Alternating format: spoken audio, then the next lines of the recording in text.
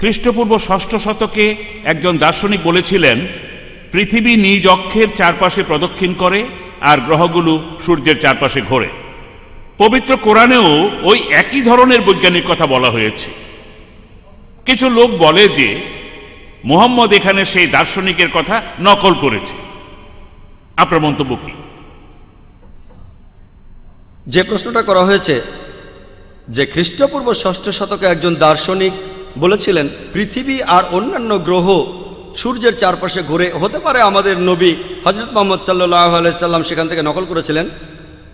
আমি মেনে নিচ্ছি যে খ্রিস্টপূর্ব ষষ্ঠ শতকে পিথাগোরিয়ানরা, এই লোকগুলো একটা মতবাদ দিয়েছিল যে পৃথিবী আর অন্যান্য গ্রহগুলো তারা সূর্যের চারপাশে প্রদক্ষিণ করে। কিন্তু যদি বলি যে হযরত মুহাম্মদ সাল্লাল্লাহু আলাইহি সাল্লাম সেই কথাগুলো নকল করেছেন, এটা অযৌক্তিক। কারণ এই লোকগুলো তখন বুঝতে পারেনি যে এই পিথাগোরিয়ানরাই এই মতবাদও দিয়েছিল যে সূর্য হলো এই বিশ্বজগতের কেন্দ্র, সূর্য স্থির আছে, নিজের চারপাশে ঘোরে না, প্রদক্ষিণও করে না।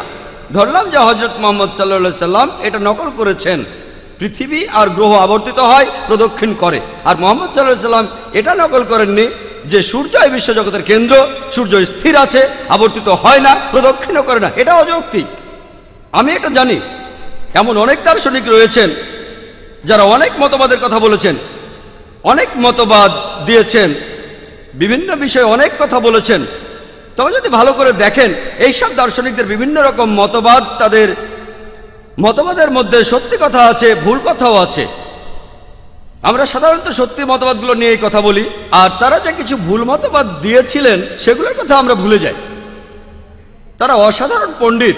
এইসব দার্শনিকদের মতবাদ আর কোরআনের মধ্যে পার্থক্যটা হলো এই দার্শনিকরা ভেবেচিন্তে অনুমান করেছেন, তার মধ্যে ভুল অনুমানও আছে। কোরআনে আলহামদুলিল্লাহ 1000-এরও বেশি আয়াত বিজ্ঞান নিয়ে কথা বলছে, আর একটা আয়াতও ভুল নেই। পার্থক্যটা হলো কোরআন চ্যালেঞ্জ করছে।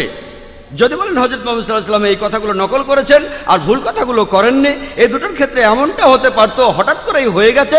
কিন্তু যদি বলি 1000টা আয়াতের সবগুলোই পবিত্র কোরআন বিজ্ঞানের কথা বলছে, এগুলোকে নকল বলা অযৌক্তিক, কারণ কোরআনই চ্যালেঞ্জ করছে।